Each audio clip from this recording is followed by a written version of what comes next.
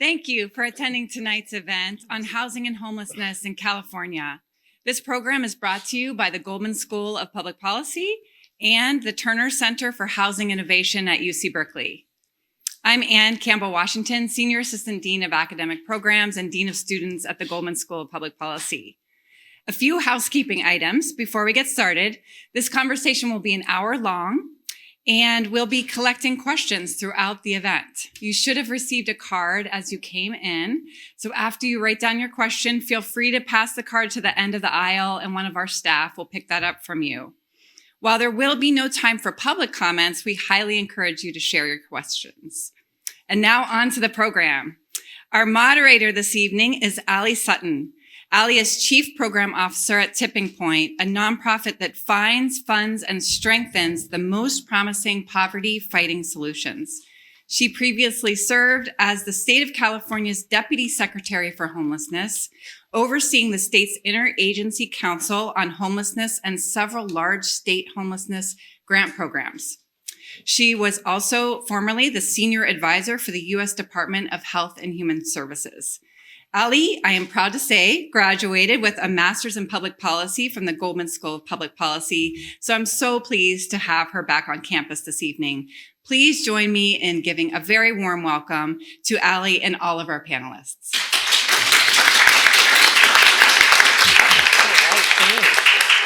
Thank you, Annie. Can you all hear me okay? Great. So since we only have an hour together, and this is a topic that, for those of you that know me, we could talk about for days and days, I'm going to do a quick introduction of all of our panelists and then just kind of dive right in. So starting with Kevin here on the end, Kevin Adler is the founder and CEO of Miracle Messages, a nonprofit organization dedicated to helping people experiencing homelessness rebuild their social support systems and financial security. Kevin is currently completing his MPA from the Goldman School of Public Policy, so good company up here. And he recently published the book, When We Walk By, Forgotten Humanity, Broken Systems, and the Role We Can Each Play in Ending Homelessness in America. Next to Kevin is Robin Rose Hamer. She is the Vice President at Capital Impact and a Lived Expertise Advisory Board representative from the UCSF Benioff Homelessness and Housing Initiative. She focused on economic justice, diversity, equity, inclusion, and belonging. And Robin's continued passion is helping people obtain the education and skills they need to pursue their goals.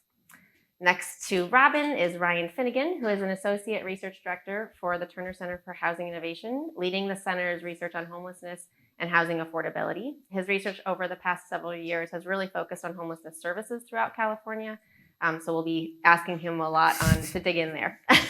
And then next to Ryan is Kyril Noon, who is the CEO of Hamilton Families in the city.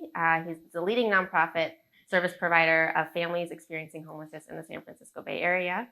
He has over 20 years of deep nonprofit experience in the city and around the Bay Area, serving at Juma Ventures, Youth and Family Enrichment Services, Stop AIDS Project, San Francisco Aid Foundation, and Glide before joining Hamilton. So all to say on stage tonight, we have a lot of deep and varied expertise on the challenges and solutions to homelessness. So I want to just get right into it. So starting with Ryan, before we dig into some of the solutions, which is going to be a big part of this conversation, because I think we hear a lot about the challenges, and we really want to start to focus on what is actually working and where do we just need to do more on those things. So I'm going to be asking the panelists a lot about sort of where they're seeing signs for hope and signs that solutions are working. But before we dig into those things with your counterparts, Ryan, I'm hoping you can provide the audience with some context sort of from your research efforts from the Terner Center. We generally understand that homelessness has increased in recent years and has certainly become more visible. We also know that people are becoming homeless at a faster rate than we are able to hope back folks back into homelessness. In fact, in many places across the Bay Area and the state, we're seeing for every one family that is becoming rehoused after being homeless, 3 or 4 are becoming homeless at that same time. So we're seeing a real challenge in sort of the inflow. We're also hearing a lot of assumptions, right, about why this crisis is getting worse.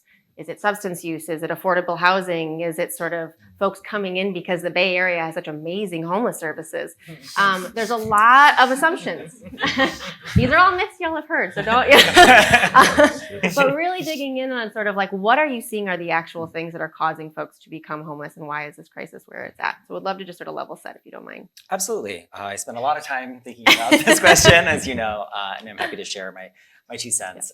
And I think it is a really challenging question for folks to think through for many reasons. I think one of them is that what people see on the street or around them is not the full picture of what pushes people into homelessness or how people experience it or what works to help people move out of it. And I like to think that people are little social scientists walking around, and what they see are their data, but their data are incomplete. And so I think that's one of the big challenges for people to think through it.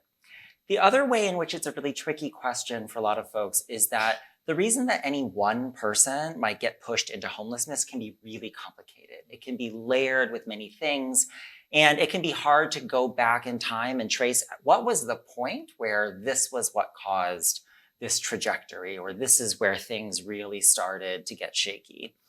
But it's a very different way of thinking about homelessness to imagine, why is it that there's so much homelessness in California and there is not as much homelessness in other places? And when we think about homelessness from that bird's eye view, it becomes a little bit clearer to think through what are the factors that overlap and push people into homelessness in California.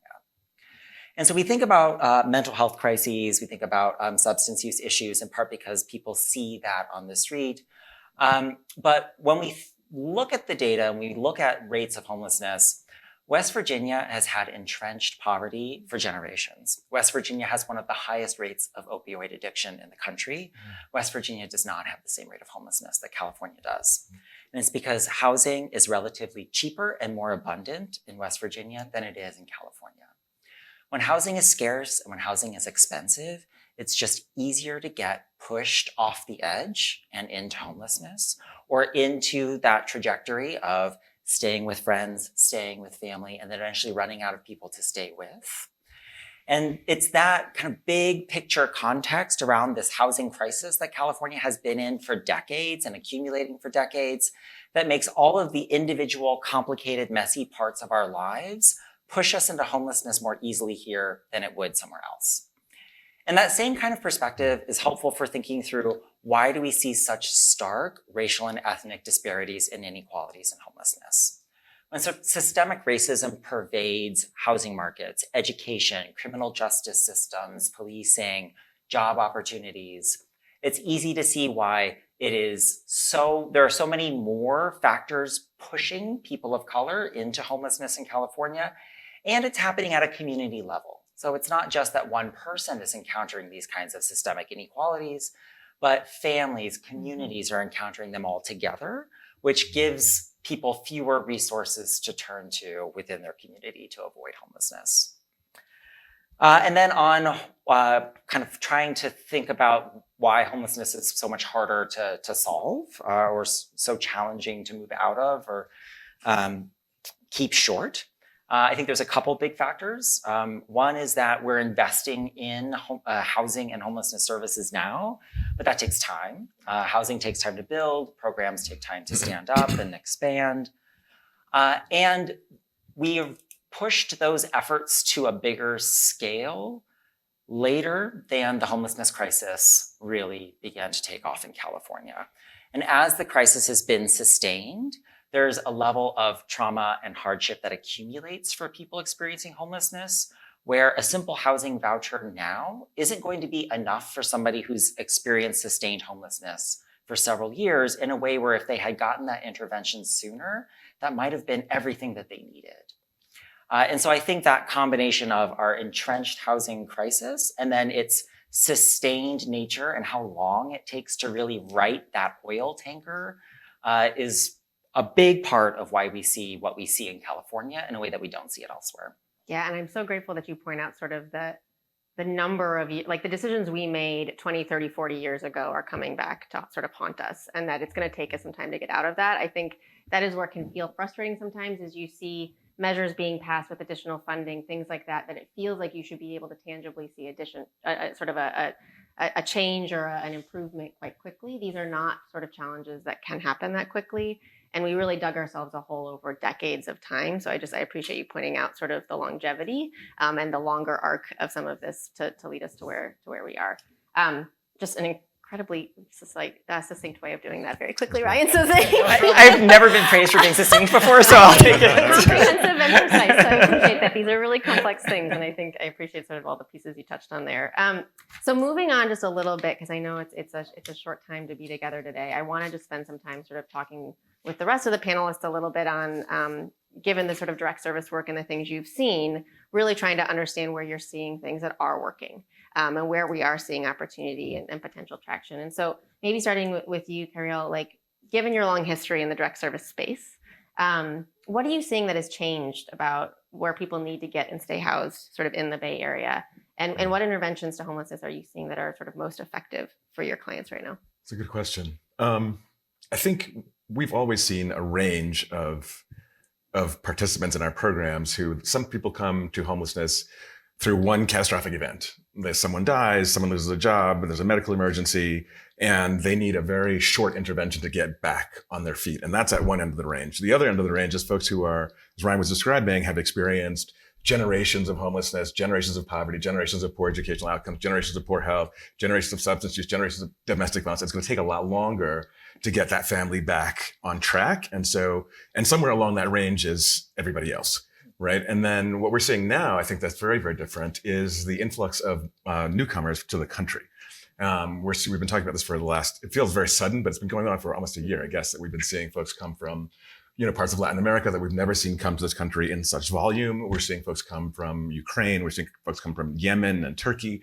And that feels very new. And they're coming to the country with no knowledge of the country, no knowledge of the language, no knowledge of the systems, knowledge of the benefits that they're entitled to. And so the process of getting them into some kind of program that can support them is a lot more burdensome. So it takes a lot more work, it takes a lot more time, it takes a lot more money, and that part is very, very new. In my own staff, we have an emergency shelter and we have a transitional housing program. In the emergency shelter, I checked with our shelter director this morning. She said 90% of our residents at this moment are newcomers to the country.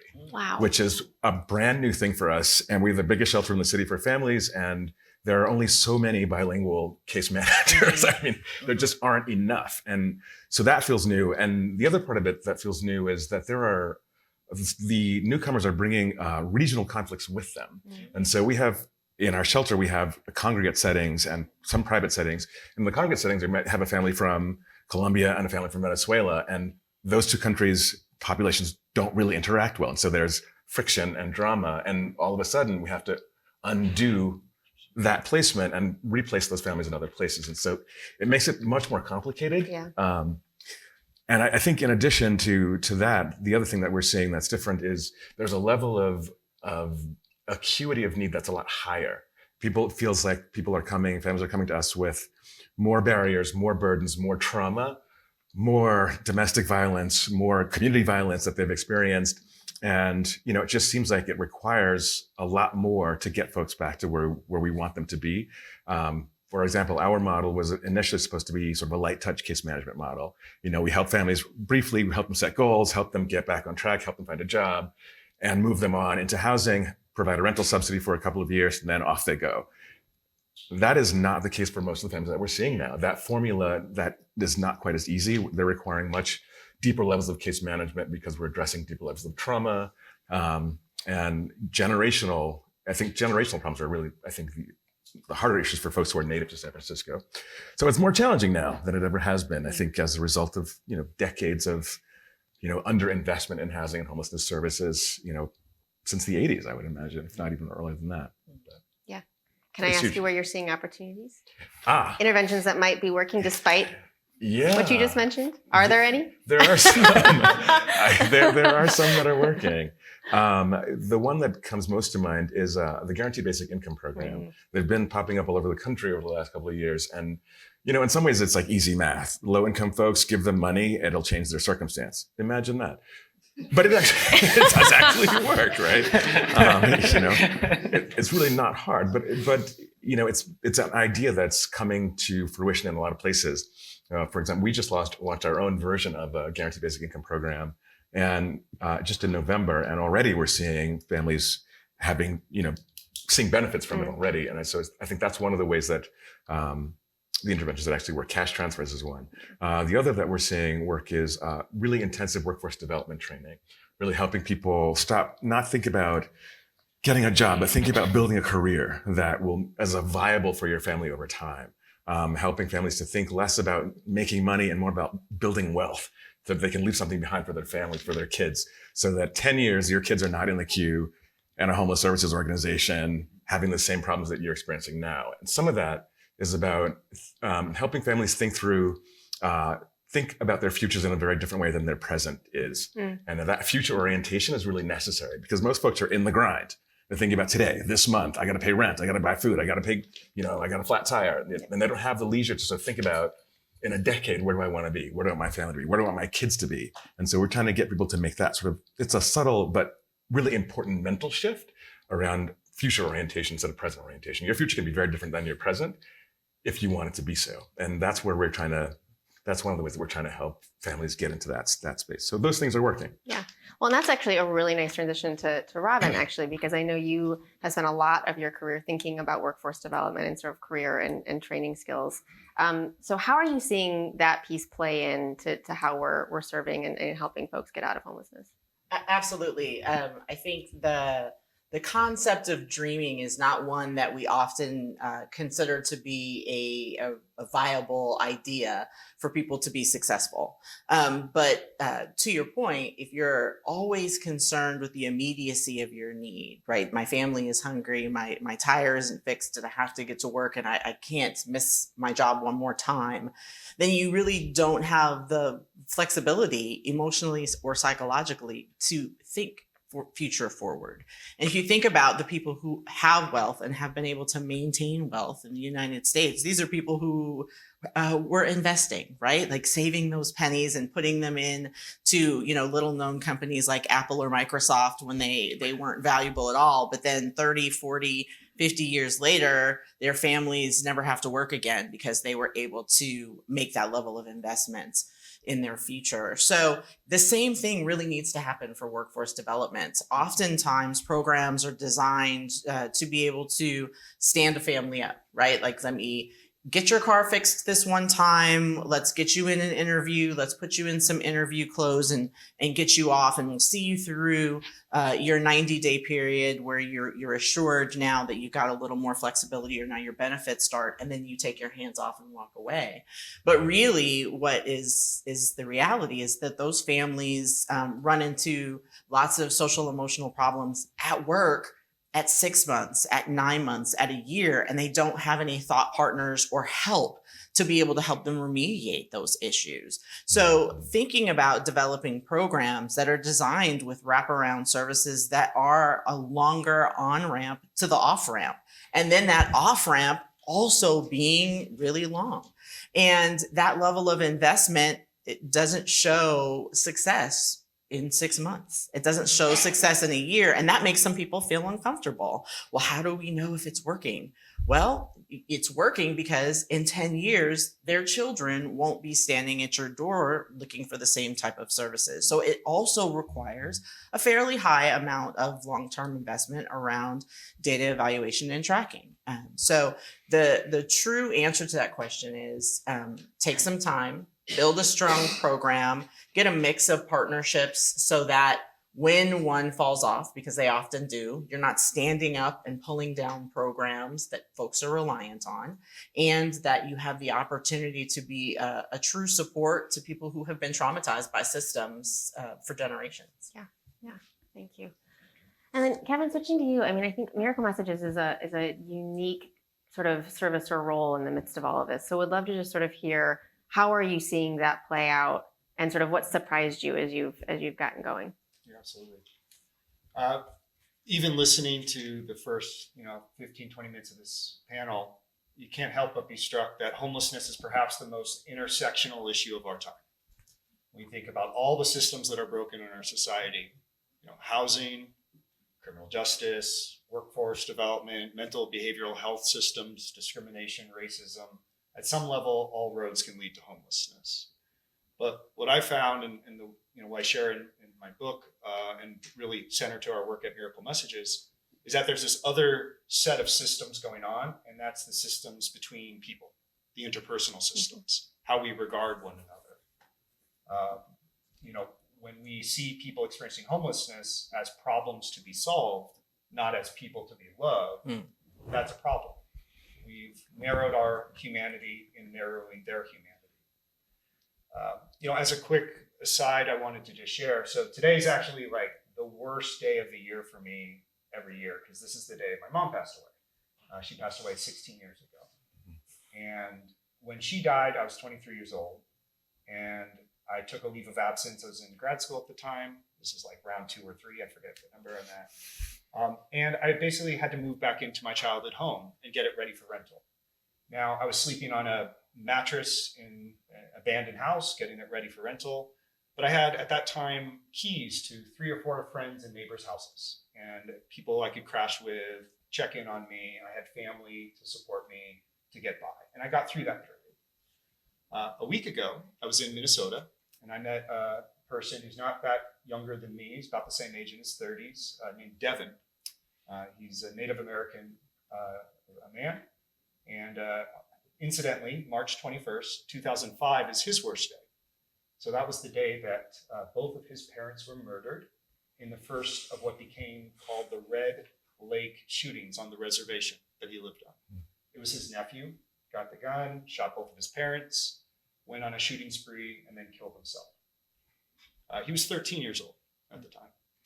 And at that point, he moved in with his grandma. His grandma at the time lived in a 2-bedroom apartment, 16 other people in that 2-bedroom apartment. And that's one little aside here. We talk about homelessness. We also talk about like prevention and about how this could be a lot worse before it gets a lot better. And 8 or 9 years after his grandma took him in, she passed away, and he's been on the streets ever since. Now, on the surface, if you didn't know his story, you'd see that he's been in and out of prison. There's some drug offenses. You'd talk about the incarceration thing. But really, it goes back to some of the relationships, the strength of those relationships, intergenerational poverty, and what kinds of supports that he has. So the work at Miracle Messages is really centered on this angle of the relational aspects of homelessness and what we can all do as individuals. So we help people who are experiencing homelessness rebuild their social support systems and financial security. We do family and friend reunification services, where we've reunited about 1,000 people with their loved ones, recording messages and then delivering them through a network of digital detectives. But we also know for some people, family's part of the problem, not part of the solution. There's reasons why people are disconnected. There's resources that aren't available. And that's where we created our second program, which is called our Miracle Friends Phone Buddy program, where we match everyday individuals as volunteers, one-to-one, to have weekly phone calls and text messages. Kind of like a Big Brothers, Big Sisters program for unhoused neighbors, but really trying to be on somewhat equal footing as friends, as neighbors. And then through that program and the relationships and the trust that was built, we started hearing from our volunteers. And pretty consistently, they said, you've asked me to be friends with this person. It's very hard to be friends if they don't know what they're going to do for dinner tonight, or if they don't know how they're going to get gas in their car to get back to work on Monday. So that's what led us in December 2020 to create what turned out to be one of the first basic income pilots for individuals experiencing homelessness in the country. We raised $50,000. We selected 14 individuals from the 60 that were nominated by their volunteer friends. $500 a month for 6 months, no strings attached. I was skeptical. I wasn't sure, how the money would be used, but more like it's $500. What difference is that going to make in a Bay Area rental market? And we found after 6 months, 2/3 of those individuals secured housing. They used the money better than I could have used it for them. And so now we're doing, as part of probably some of the same Google.org funded work that Hamilton Families is doing, a $2.1 million randomized control trial where we're giving out $750 a month for 12 months to over 100 unhoused individuals in Oakland, San Francisco, and in Los Angeles County. The early quick results, this hasn't been public yet, but I'll share as a little sneak preview. The rate of unsheltered homelessness has declined 60% in the treatment group compared to the control group. I think it was about 30% in the treatment group to start with, unsheltered, went down to 12% after 6 months of $750 a month. And then one stat that we just found is that the actual amount of homelessness has reduced by half in the treatment group compared to in the control group. So very promising, I agree, the direct cash, but I would also just center that we're probably looking for like silver bullets around this. There's no silver bullet. You have 100 people experiencing homelessness. You have 100 stories, context, situations. I think part of what's required is for us to do what Brian Stevenson talks about of getting proximate, or I would say getting relational. And if you care about the issue of homelessness, being able to say, you know, an unhoused neighbor as a friend or as a neighbor. Yeah. So. Yeah, and I do like though the thread that's sort of coming through on a lot of this of sort of addition, like more cash, workforce, sort of understanding this as sort of a financial security issue, more so than some of these other pieces that I think we're often hearing. So talking a little bit and sort of moving up to a bigger system. Sort of as a former government leader myself, I have to, and sort of given that this is a Goldman School of Public Policy event, I have to bring up government and sort of their role in this crisis and their role in helping us get out of it. I think it goes without saying that the funding that they are providing scales out, as now I'm in philanthropy, way scales out anything that we are able to put in. And absent them actually figuring out how to use that money efficiently and effectively, we will not get ourselves out of this crisis. So I want to start sort of just with Ryan, and sort of given some of the recent research that you have been working on, would love to just sort of hear, especially the statewide analysis on homelessness services, but where are you seeing government support being effective, and where are you seeing it be sort of, there needs to be more, it needs to be different, it needs to sort of expand? Yeah. So I think over the past few years, we've been doing a series of different kinds of studies looking at various elements of how the state government, federal government, local governments are expanding homelessness services and programs and housing. And I think one of the big benefits of recent investments in homelessness has been around the urgency, the scale, and then the flexibility for innovation. So I think programs like HomeKey, which provides localities capital to purchase and convert properties like hotels and motels into supportive housing, like they're hard, but they, like we heard from HomeKey operators across the state, like they've never seen housing produced this quickly. Yeah. And so that's a kind of innovation that previous public investments haven't really provided for. But even just flexible block grant funding for things that federal funding for homelessness haven't traditionally provided. So things like safe parking programs have been really hard to fund with the typical federal homelessness assistance money. But state funds that were much more flexible from what used to be the Homeless Coordinating and Financing Council. I'm not sure if you're familiar. Am I a little? Yeah. Yeah, are you okay? I helped rename it because it's a terrible name. Yeah, the rebranding helped, I think, actually a lot. At least how many times I've had to type it. But that kind of innovation, it allowed for people to develop new models that served people better than the pre-existing boxes that were prescribed by federal funding. And what could work better is just more sustained, predictable resources of that type. So what we heard from practitioners across the state in our research is that these resources helped to do something new and exciting and meet a need that is either new or that they hadn't been able to address before, but that the money's going to run out because they got a single pot of money to draw on. Yep. And it's hard to make a sustained investment in a program, in training people, in building relationships with program participants when you don't know if that money is going to be there for this program next year. Yep. And I think that's the single biggest need for making the public money more effective than it's been. Yeah. Great. I'm getting a slew of really good questions over here, but before I dive into these, for other folks on the panel, anybody else that would sort of like to chime in and think through sort of where have you seen government funding or government support being useful? I'm kind of looking to you, but anyone on the panel that would like to add in? or add to that? Yeah, I'll chime in for a second. Government funding is absolutely vital. I mean, there's no way that private philanthropy will ever match what the government can provide. So they have to be part of the solution. Having said that, government bureaucracies are hard to move. Yes. They move at the glacial pace, and innovation is hard. It's very difficult to use those funds quickly and in new ways. And so I think, to Ryan's point, innovation is key, speed is key, and I feel like a certain level of trust in providers is also necessary. People who are embedded in the communities, know what they need, fund them, and get out of their way. Yeah. But let them do what they know is best in the communities that they're working in. And I feel like that there's been a level of mistrust in the nonprofit sector around, how government views us, not as partners, but maybe as grantees. And that's not the same thing. I think we need to be partners in a more robust way. And there needs to be a level of trust that we actually do know what we're doing, and we are listening to the communities that we're working in, and we will use those funds in the best way possible. That would be super helpful. Yeah, and I would say that both government and, unfortunately, the San Francisco Chronicle is not helping you with that message recently on nonprofit providers and understanding how hard and important the work you all do. So I'd be remiss to not show a little frustration at how they have been not adding fuel to that fire in, I think, a really helpful way. So you're doing great work. Thank you. Others on the table that would want to engage. I'll echo a few things and perhaps bring up a slightly controversial point, which I love it. Bring it. It's time for some excitement.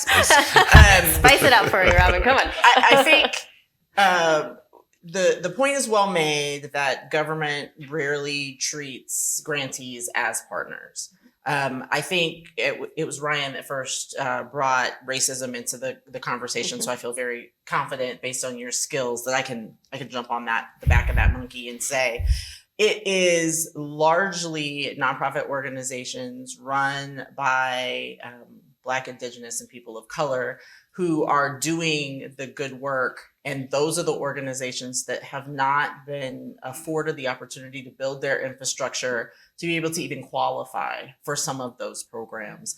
And they are doing the work, but can't afford audited actuals and don't have a CFO. And so therefore are not even in proximity to be able to be in receipt of funds that could help do the work that they're already doing on a daily basis.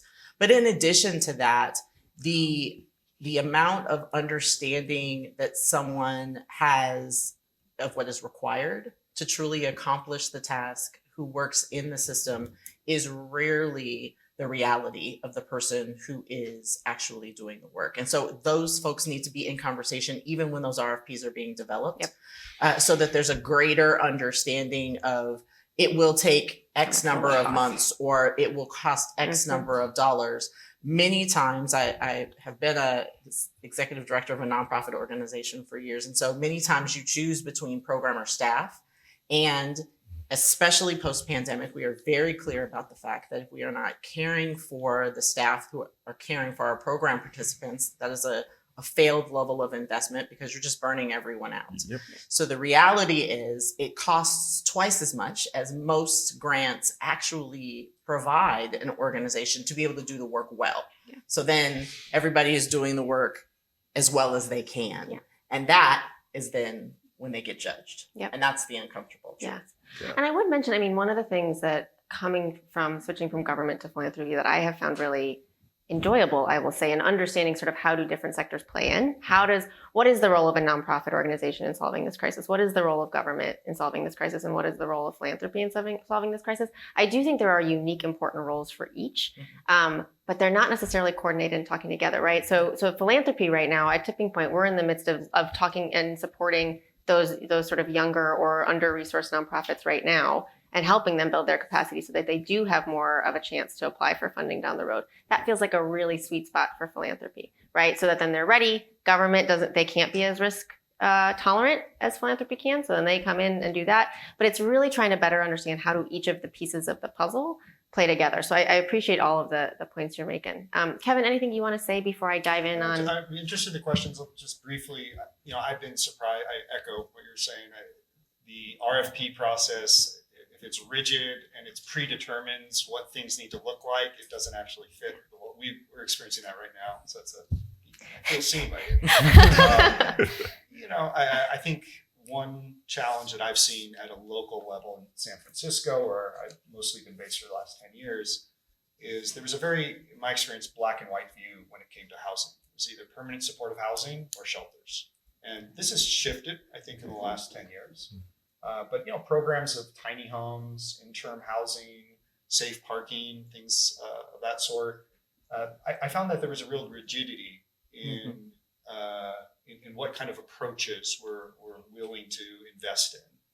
And I tend to believe in a kind of yes and approach to housing, right? Do we need more housing of this type? Yes. Do we need more of this? Yes. We're just underfunded. 7.5 million units short to meet current demand nationwide. So I feel like that's starting to shift, and I've been grateful for that. But that yes and thinking, I think, has not always been characteristic of government, at least at a local level. I also just bring it back to some of the importance of investing, whether it's child tax credit or other funds that reach folks upstream before they become homeless. We ask this question, why are so many people experiencing homelessness? That's a really important question. Equally important question that doesn't get asked. 1 out of every 2 Americans are a paycheck away from not paying rent. 47% of people say they don't know where they'd get $400 for an unexpected emergency. So you almost have to ask this question, why aren't more people experiencing homelessness? And what we're finding is family, friends, community, church, synagogue, mosque, informal economy, relationships, social capital is making up the difference. As one unhoused neighbor put it to me, I'll never forget, I never realized I was homeless when I lost my housing, only when I lost my family and friends. So I just think we have to look at the relational structures like Devin being doubled up, 16'd up, I don't even know what the word is, to make sure that we do as much as we can to support those families' relationships so folks don't fall over into homelessness. Yeah, and if we have time, I want to dig in on prevention, but I want to get to these questions here for a second, because I agree. I've been scribbling and I've been seeing that thread playing out here too. But we're trying our hardest to get through a whole good slew of a conversation here. So I'm going to sort of bucket a couple of these together. So there's a couple of questions that are very interested in thoughts on Prop 1. Moderator prerogative. I'm also going to ask a little bit about upcoming affordable housing ballot measures that are coming down the pike in November that are also critically important and also something that folks in the room should be mentioned and thinking about. Anybody want to chime in on sort of now that Prop 1 looks real, how to think about that, how to prioritize and think about that funding. And if that feels like a thing you don't want to dive in on, also for an entire group of, I hope, California voters, things that they should be thinking about for the November ballot, because there's some really interesting things happening there too that I'd be remiss in not mentioning. I'm seeing. Yeah, I'll be the sacrificial lamb. So I was pretty strongly in support of Prop 1, and my views on a lot of this has been influenced heavily by the loved ones of people experiencing homelessness. So when talking to families who have loved ones on the streets, my uncle was homeless for 30 years, lived on the streets of Santa Cruz. There's no quality of life of that loved one living and dying on the streets. Dr. Katie Coe from out of Harvard, she recently talked about the importance of the role of involuntary holds and treatment. Okay. Now there's plenty of asterisks to that we have to talk about, I believe, which is first, have you done everything possible before you get to that point? Exploring housing options, are they a threat to themselves or to others? And then if there is an involuntary hold or treatment, which again, my views on have been informed by the families who have advocated for it, what happens next, right? The rub is, do people then get discharged to the streets? We can't get back to one flew over the cuckoo's nest institutions. So what kind of housing transitions, recovery programs exist? So I think it is important that we're moving in the direction to have more mental health treatment investments. I was very much opposed to Prop F in San Francisco because I think there was, it's kind of an unfunded mandate, and it really plays into the paternalism that's so common around the space around homelessness. But Prop 1 I was in favor of because of the combination of money going in as well as this is actually the investments that will try to move us forward. Is it perfect? No, but I think it's a step in the right direction. So. Yeah. Anybody on Prop 1 or on future ballot measures people should be interested in November? I'll mention a then I'll be ballot a second measure. for I've someone on that got a one. favorite ballot measure that I like to talk about. So the Bay Area Housing Finance Agency has a ballot measure for affordable housing development. And I think we On the November. Sorry. We see a lot of really promising interventions, housing projects that are like helping people move back inside and stay housed and supported, or helping people like avoid ever entering homelessness in the first place all around the Bay Area. And they are pulling together as many pieces of the puzzle as they can. And it's a ton of work, and it's really hard to put together all the money needed to develop affordable housing in the Bay Area. And this just puts a lot more pieces of that puzzle within reach to really scale up efforts that are working and making a difference for a lot of people every day. I think there's a lot of powerful potential in that bond measure. So I'm excited to talk about it. How funny that there would be an opportunity to do so. Well, and I would also mention that there is another ballot measure, I don't know if they're calling it ACA one or ACA one, that would bring down the threshold of these ballot measures having to be passed from 2/3 to 55%. It's something weird. It's not 51, it's 55, I think. That could have significant implications on this regional ballot measure as well. So just a lot of things as you're hearing sort of the thread throughout of this being a real economic crisis in addition to other things, but economic primarily. That feels really, these are really important ballot measures that are coming down that could have long-term implications. So there's a couple of questions here of just like, how do we get involved? What do we do? How do we think about sort of the budget crisis that's about to hit in a lot of the different local governments? These are kinds of things that even absent sort of budget cuts or sort of ongoing budget cuts that could have significant implications on the system. So anything else that anybody on those pieces, either one, different thoughts on Prop 1 that folks would like to share?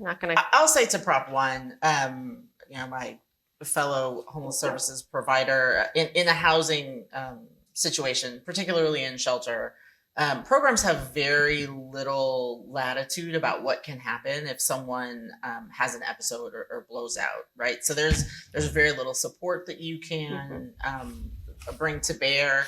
And, adults have agency, and that's the way we want to maintain it. But also, if I call one of my partners and say, hey, I need a bed, and there isn't one, and they're saying, okay, well, we've got a waiting list, it'll be about 2 weeks, my shelter won't exist in 2 weeks if we have to maintain this relationship. So the increasing the available opportunity for mental health beds is wonderful.